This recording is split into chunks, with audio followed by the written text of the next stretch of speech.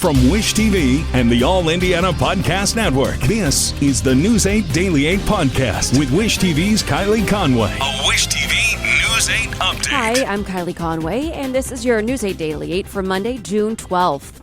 Clouds are going to decrease during the morning. Lots of sunshine for this afternoon. Wind gusts 20 miles per hour with highs in the low 70s. A really pleasant day ahead. Indianapolis police are asking for the public's help in the search for a mom and her 2-year-old son. As of this morning, 8:39 a.m., they're still searching. Police say Najee Jackson and Nair Vance were last seen on Colorado Avenue near 30th Street last night. We have both of their photos on wishtv.com right there on the main page. Police say Nair was last seen in a red basketball shirt, black sweatpants, and black and white shoes. They say he has black hair and brown eyes. According to IMPD, Jackson no longer has custody of Nair through a court order. Officers say she may be driving a blue Chrysler 200. Police say to call 911 if you see them.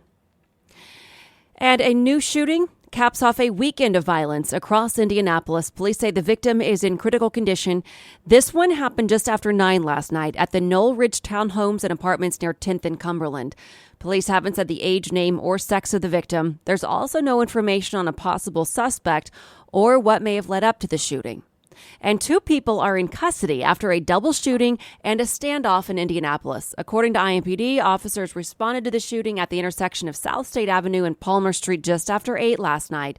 They say officers found 2 people shot and another who'd been beaten. One person was immediately taken into custody. SWAT teams were then called in to get a second suspect to surrender after they barricaded themselves inside a home. Police haven't said what either person's connection could be to the crime. Officers also haven't said the conditions of the victims.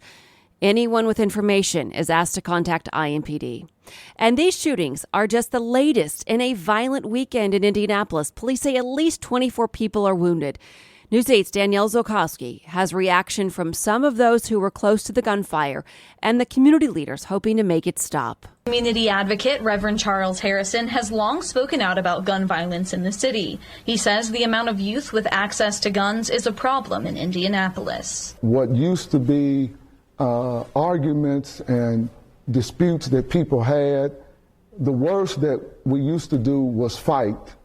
But now they're not fighting, they're using guns. Police say the 12-year-old that was shot overnight was at a house party at a short-term rental. Zoe Ferguson says she could see and hear the gunfire, and her car was damaged from the bullets. About 15 years, and this is the first shooting that's ever happened in this neighborhood.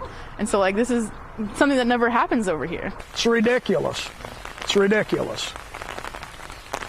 And it seems like any time a bunch of young people get together now, that's the solution.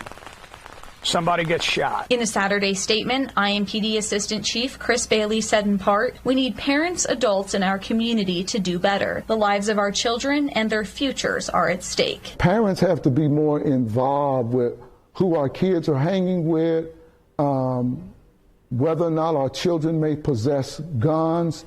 And also setting boundaries for our children. We just can't let our children run the streets all hours of nighttime. Mayor Joe Hogsett also released a statement Saturday. He said in part, "I share the anger of our community in the proliferation and reckless use of firearms in Indianapolis, and pledged to continue fighting for common sense gun safety measures to protect our most vulnerable." Mayoral candidate Jefferson Shreve released a statement on Sunday. He said in part, "I again urge Mayor Hogsett to hire a public safety director as a straightforward first step. Right now, no one is accountable across all the agencies of city government for our public safety, except Joe Hogsett." This string of gun violence comes after Mayor Joe Hogsett proposed gun safety measures last month. They will go in front of City County Council Public Safety and Criminal Justice Committee next week. If adopted by the full council, those new gun ordinances would only be enforceable if the statewide law preempting local governments from creating gun regulations was overturned. I'm Danielle Zolkowski for Wish TV, wishtv.com, and like us on Facebook. A new Palestine man is under arrest for a road rage shooting on I-465. State police say Stephen Upfault turned himself in Saturday after warrants were issued for his arrest. Police say the shooting happened last month on I-465 near Brookville Road. According to state police, a 19-year-old man was shot. Upfault now faces charges of attempted murder, battery with a deadly weapon, and criminal recklessness.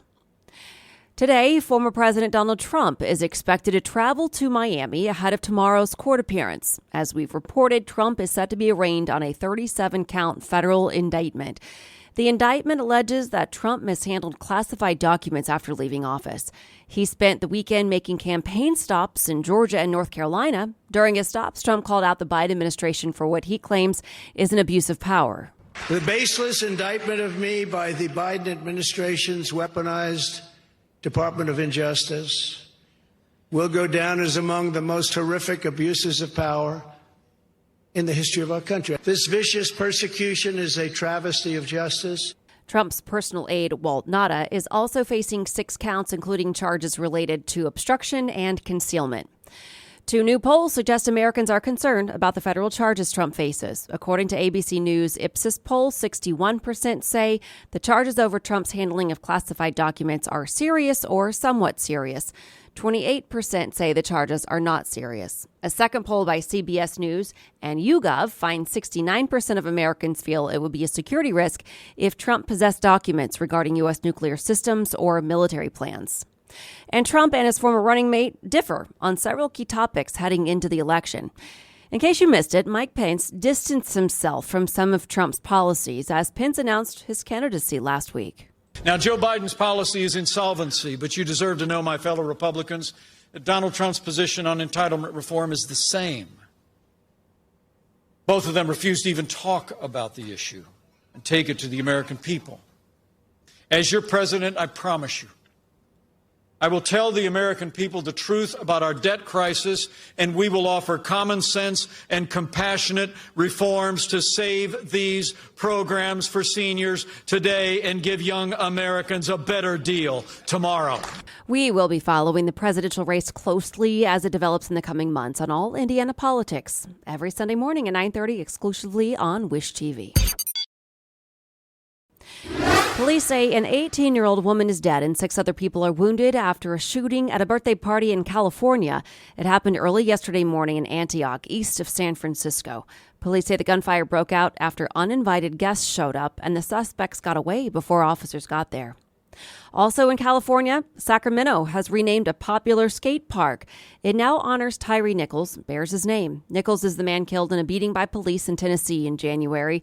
Family members say Nichols was an avid skater and used the park often. He had lived in the area for most of his life until moving to Tennessee a few years ago. 5 officers are facing murder and other charges for Nichols' death. The coach of the Phoenix Mercury says the team plans to adjust its travel plans following an incident at Dallas-Fort Worth International Airport. Teammates say they were startled when a social media figure confronted Brittany Griner at the airport on Saturday. Airport officials say they eventually escorted the players to a different room with more privacy. The team's not shared what changes will be made, but cite league policy and safety concerns. It may be months before an interstate is running full speed again after a fire caused a section of it to collapse. A section of I-95 fell to the ground. Authorities say a tanker caught fire on the road below, scorching the overpass so badly that it couldn't support itself any longer. Firefighters also say it may have damaged fuel and gas lines in the area. The immediate future calls for a frantic rebuild and huge traffic headaches. The investigation into the fire will include a team from the National Transportation Safety Board.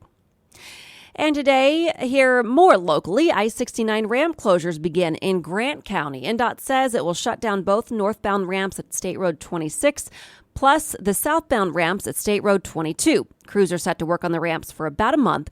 Drivers can use both state roads as detours. And today, the Indianapolis Public Library hosts a half-price book sale.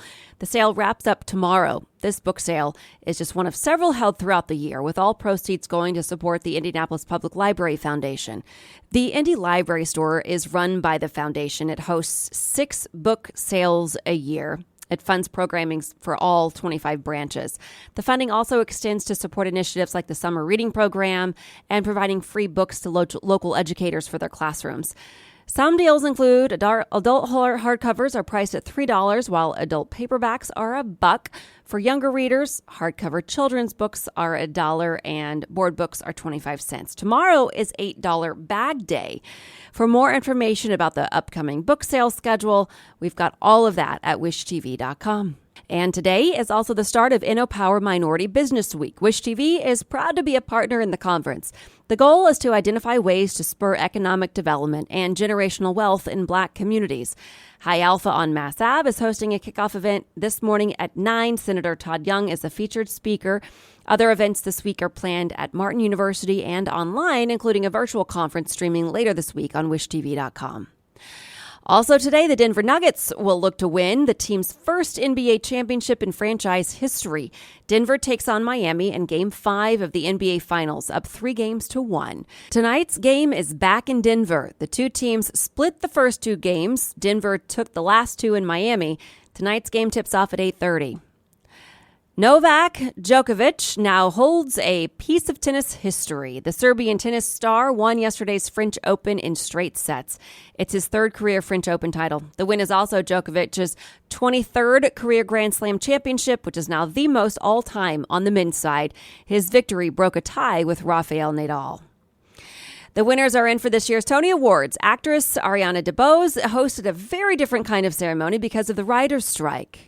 In order for this show to go on, a whole host of people had to come together in order to find a compromise.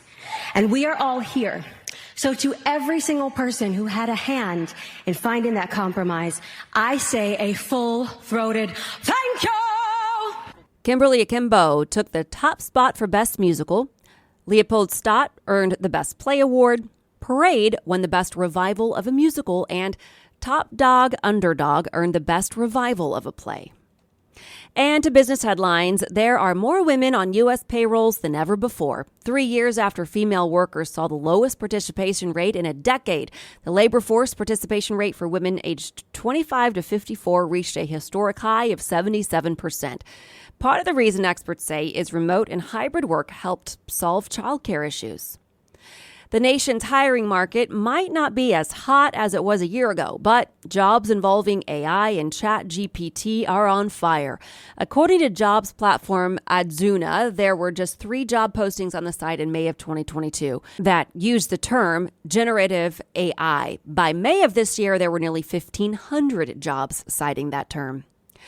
Carnival Cruise Lines is taking steps to improve passenger behavior. The key change is keeping marijuana off its ships. Cruise lines say it's complicated because pot is still illegal in some states and ports of call. Reddit users are planning a 48-hour blackout to protest its new pricing policy. Users are unhappy with a series of charges which allows users to display Reddit content on third-party apps such as Apollo, per the report. And Robusta coffee surged to the highest level since at least 2008, making it more expensive for buyers around the world to get a cheap brew. Since Robusta is generally much less expensive than the Arabica beans, it can often be found in cheap grocery store coffee cans, instant coffee, for example. The U.S. Climate Prediction Center confirmed El Niño's return. The weather event usually brings hotter and drier conditions to main Robusta growing regions, including Vietnam and Indonesia, which is leading to that price hike. This has been your News 8 Daily 8 for Wish TV. I'm Kylie Conway, online at wishtv.com, and like us on Facebook when you search Wish TV. This is the News 8 Daily 8 podcast with Wish TV's Kylie Conway. A Wish TV News 8 update on demand for even more on demand and on the go. Connect with Wish TV on Facebook at wishtv.com and on the free Wish TV mobile app. Thank you for listening, and be sure to like, subscribe, and follow this podcast for updates every weekday morning on the All Indiana Podcast Network and wherever you get your podcast.